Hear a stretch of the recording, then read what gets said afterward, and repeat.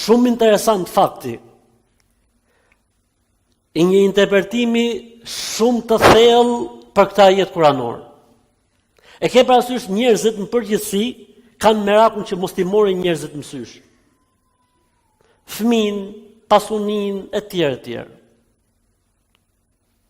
Allahu në këtë sure që ne e lexojmë çdo të xhuma, po nuk e kemi mendjen kur e lexojmë, na ka treguar sekretin se si mund ta ruash veten, pasunin, fëmin, ose kur rrezikon në një njeri që dihet filoni të kput.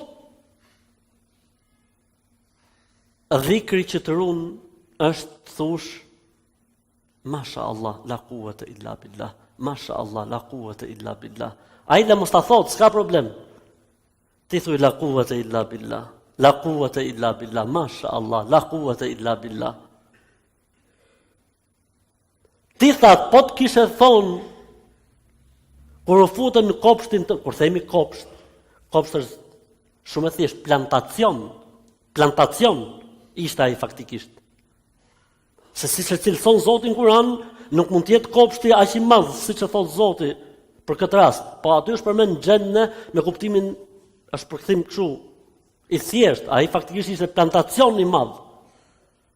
E ta të kishe thënë, la quwata, masha Allah, la quwata illa billah, s'do të kishte ndodh kjo që ndodhi. Çfarë ndodhi faktikisht? Kur u gdhit nesme në mjes, ai që thoshte shpatullat e mia dhe djersa ime, e çfarë ka Zoti, çfarë ka bo Zoti, e ku bë vetë etj, e gjeti gjithçka të shkrumbuar, coptuar. E ky shoku i tha, ti tha, u mbështete gabimisht. U mbështete gabim.